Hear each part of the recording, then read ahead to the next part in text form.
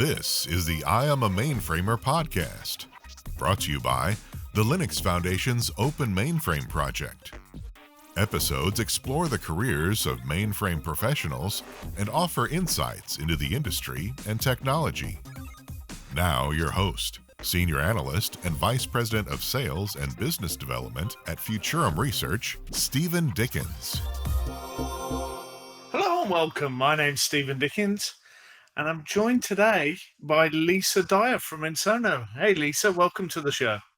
Hi, Steven. Thank you very much. Glad to be here. Thanks for coming on. So before we get started here, let's just get orientated. Tell the listeners a little bit about yourself and what you do for Ensono. Sure. So I run the Mainframe and Power Systems managed service business for Ensono. That means we are a managed service provider. And we do all the hard stuff on behalf of our clients that may be non-differentiated for them so that they can focus on the more differentiating stuff that drives their business. I love that. The hard stuff. Yeah, the hard stuff. So there's a lot of it. So just let's maybe break that down a little bit. So I know your business, have known it, you guys for a while. Where do you fit? We've got a lot of people who listen to the show who come at this from various different angles. Just give us a couple of minutes on what Ensono does for its clients. So Ensono, our portfolio includes the management, the day-to-day management, and the design, the build, the optimization, the modernization across every single platform that exists, essentially from mainframe to the public clouds and everything in between. And our client base consists of just about every segment in both the private sector and the public sector. We have clients who are very large, and we have clients who are, in the 500 million or so turnover range. So it's generally speaking the brands that everybody would recognize, and in the public sector, of course, the U.S. states that you would recognize. Fantastic. And we've got to know each other over the last few months, but you're not a mainframer of long standing. The show's called I'm a Mainframer, but you come into the platform with a sort of relatively fresh perspective. So maybe just give us a little bit of your story arc, how you got into the platform, kind of what roles you've done before, because I'm always really fascinated to interview people who are kind of see themselves as a mainframer now, but are relatively new to the platform. Yeah, I mean, you may as well call me, you could call me a mainframer, you could call me a clouder, you could call me a blockchainer, you could, the list goes on. I'm a technologist. And I've dedicated my entire career to applying technology and helping others apply technology to drive their business. That is, for me, what it's all about. So 20 plus years building digital platforms, web apps, mobile apps, API products, digital properties, you name it, on every imaginable platform until, retake. I've been building digital platforms, web apps, mobile apps, API products, digital properties, you name it, on every imaginable platform besides, wait for it, the mainframe. So we knew we'd get you eventually. It's hard to escape. Right. Maybe I need one of those license plates that says, I wasn't born on the mainframe, but I got there as fast as I can. 2.5 years ago, I had been, after being in many, many different startups and, publicly traded, privately traded companies, including one of them being IBM. I got acquired into IBM from a startup. Spent a few years there. And then after that, went back into the startup business. 2.5 years ago, I was asked by our chief strategy officer to come and run the mainframe line of business. Well, first of all, I'm not really building new products, which is what I did in my entire career, right? I'm taking all these capabilities that other people build and creating managed services around that. So as a product manager, which is what I am, I consider myself, it was kind of a new thing. And it's a huge landscape to learn. But ultimately, to me, a platform is a platform is a platform. They're all designed to meet specific use cases and to provide specific capabilities for those.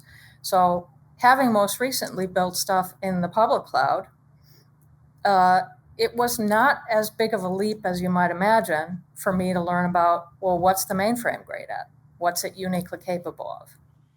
I think that's an interesting perspective.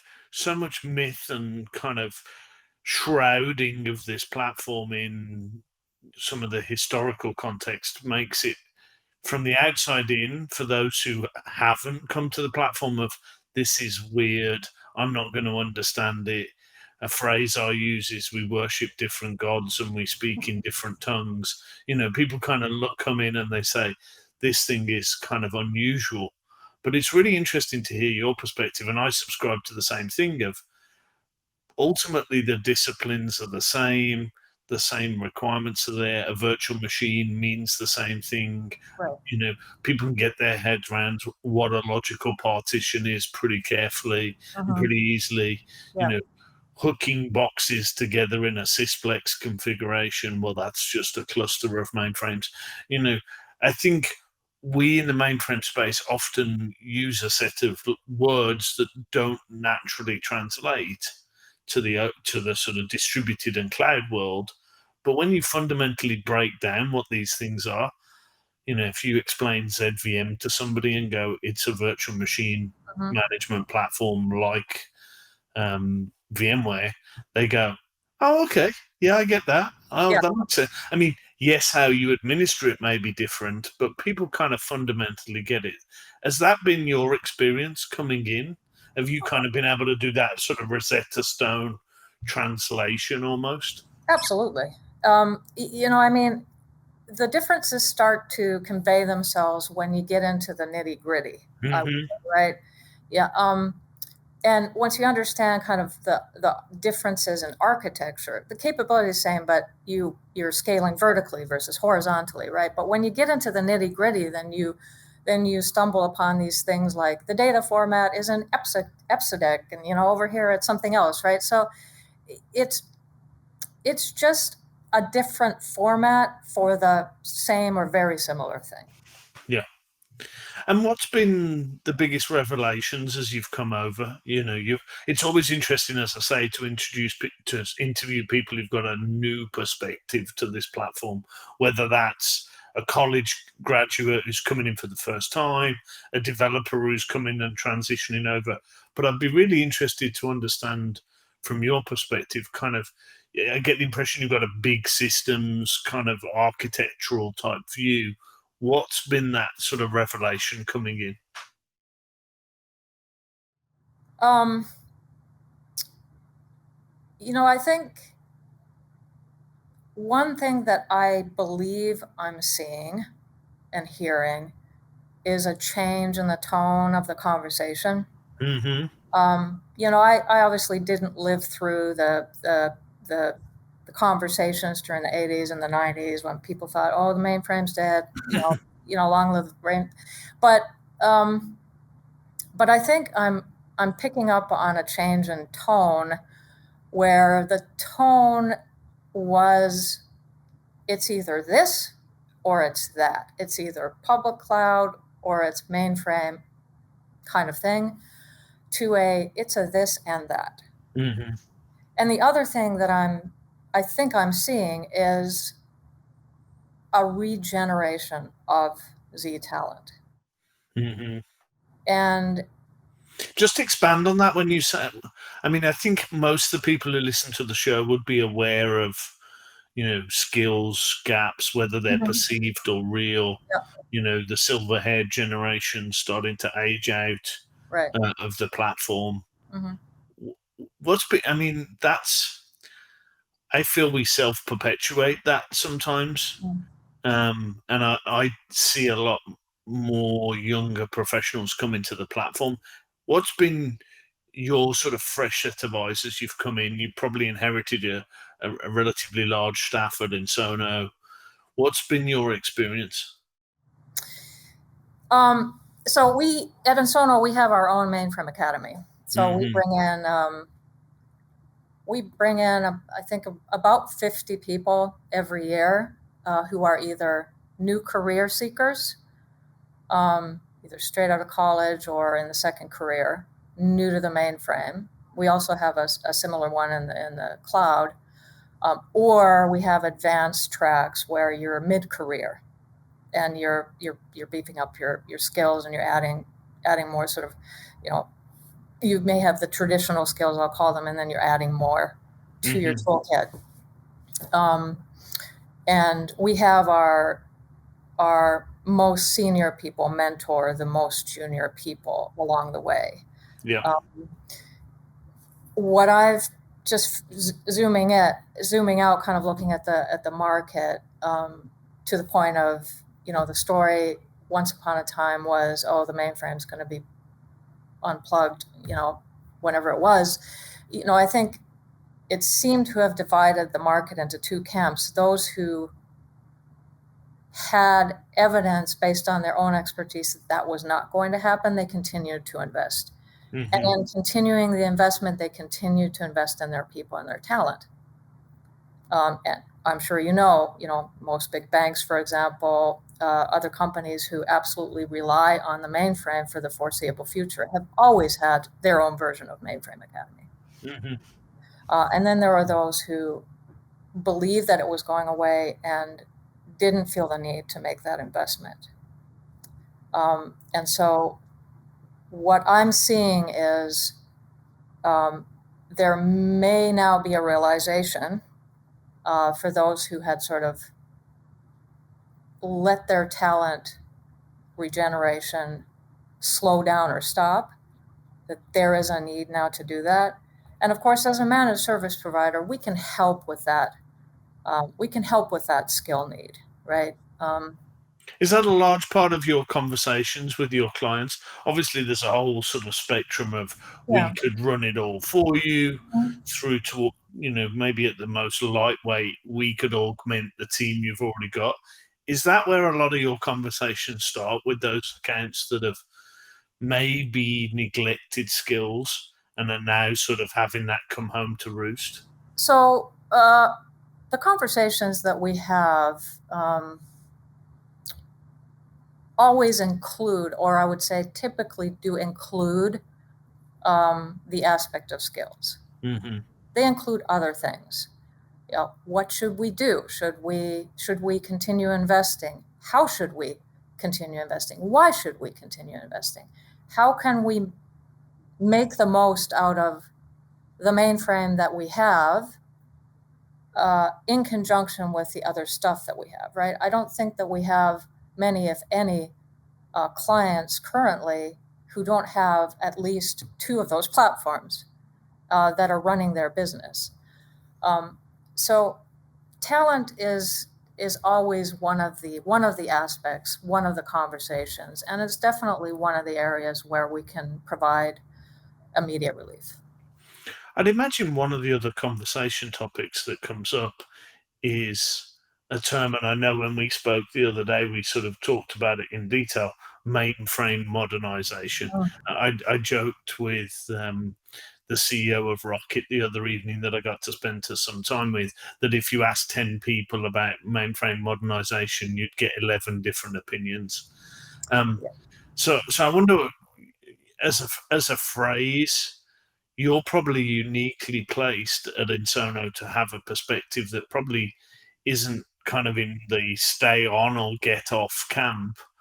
Where are you seeing those dialogues with your clients, and kind of what? Well, obviously, don't tell me anything you shouldn't. I don't think you will, but just maybe paraphrase some of those conversations. Well, it's very similar to that this or that versus this and that conversation. Mainframe modernization has kind of taken on a life of its own and taken a meaning depending on who you ask. I think sometimes it's almost a misnomer, because if you're talking about modernizing your applications, you may be doing it because you just don't have any more people who understand, for example, your PL1 code or your COBOL, whatever. You don't have that tribal knowledge anymore. And so you're trying to figure out but it's still a core asset. You're trying to figure out what to do with it. Mainframe modernization is far more than that. And so to us, you are modernizing applications and data, and there's so many different ways that you can take that. But an act of modernizing the mainframe can simply be using the latest mainframe because it unlocks new capabilities, some of which are security related. Others are quantum related, others are AI related. And an act of moving up to the latest stack can be an act of modernization in itself, and optimization, I should add, because you do get benefits. So I think the conversations that we typically have are, look, I've got my core assets, my crown jewels on my mainframe. And I've got my systems of engagement over here on whatever other platform I have them on.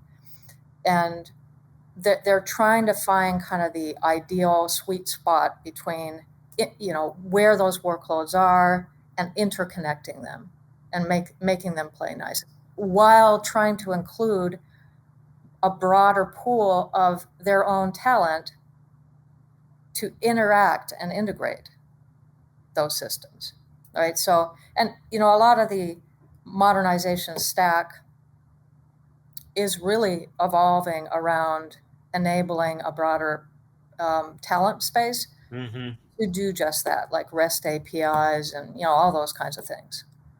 And is that kind of how you see them? I'll use a phrase, the modern mainframe, as sitting as a core component within a hybrid cloud, a cloud native type deployment. You mentioned systems of engagement, and I love that phraseology, system of engagement and system of record, because I think for me it brings through what you were talking about earlier around these platforms are built for particular things. It's not that one platform is better than another. It's just that they've got different use cases.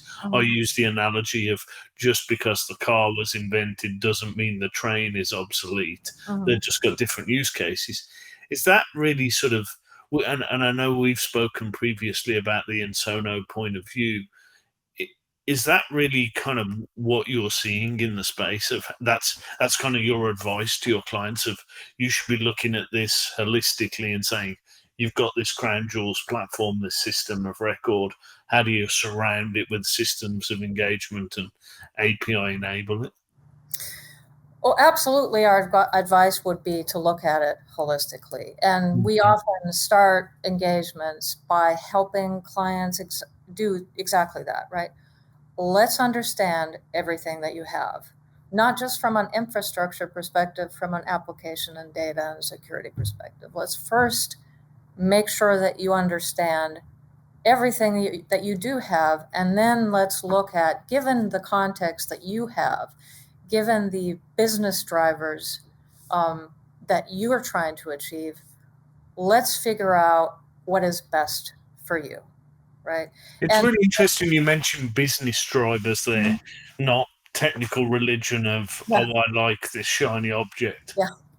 Yeah, I mean, I don't think that technology decision should be based on, I don't know a better word for it, fashion, or that's the perfect word for it. Things that you know, right? There are things that you don't know that may be a good fit, not a good fit, a better fit, right? So we want to make sure that people understand the full art of the possible relative to what they have today. And then we can help guide the investments in the right ways that enable them to optimize for tomorrow, and future-proof tomorrow, because look, the world is hybrid. I don't believe, and you're going to ask me probably, oh, where do you see mainframes in 5 years? They're still going to be there. And I'm not. Don't jump ahead. Don't jump ahead. Yeah. We got another 6 or 7 minutes before we get to that question. No? Yeah, but the world is hybrid. The world is this and that, And you got to understand what you have first before you pursue your future state. So maybe let's go a bit more personal. As I say, we try and sort of get that story arc of the careers of the guests on the show here.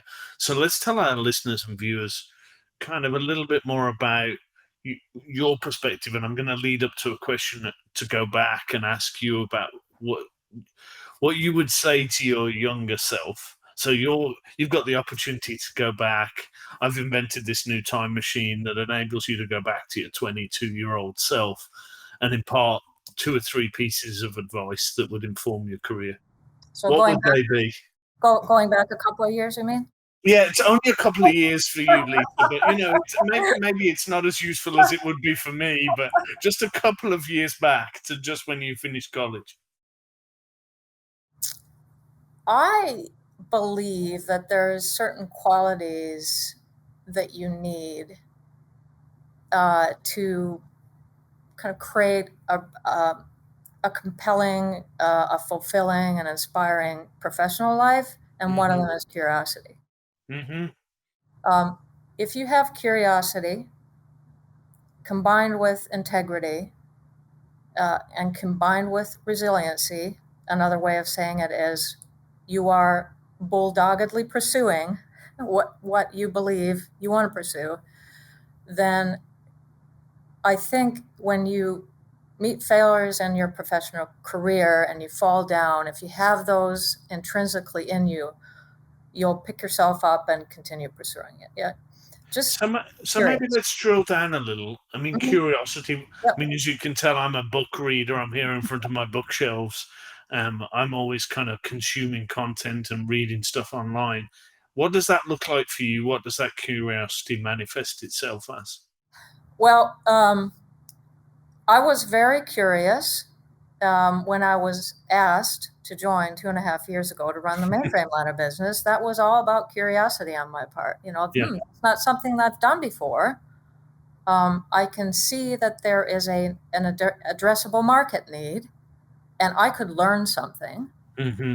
So I pursued that. For me, it's all about growth, my ability to grow the business, grow myself, grow my wealth. Those 3 things have to exist for me to find something compelling. But outside of my day-to-day, my curiosity might manifest in I'm walking down the streets of Chicago and I'm looking up at the sky and I'm tuning out all the noises around me, imagining what it would sound like, what it would look like in 10, 15 years. Maybe I stumble upon a technology that I don't know much about. I'll just dive in on my free time and pick it apart and understand it. Like that's what I was doing as a kid. I took something, I took it apart and put it back together just to do it because I was curious about it. Yeah. And the second one I want to double click on, you mentioned resiliency, great mainframe word. What does that mean in the sort of context of your personal career? Well, I think it's overcoming obstacles in a sense, right? You might often find, and this is not just in the mainframe world, but you may often find yourself in scenarios where you're collaborating with people or trying to collaborate with people, and you are faced with, well, this is how we've always done it. And I think you have to have the resiliency to push through it and find ways to help people maybe find some curiosity of their own. And that can be sometimes difficult, right? Because you're trying to convince somebody to step out of their comfort zone.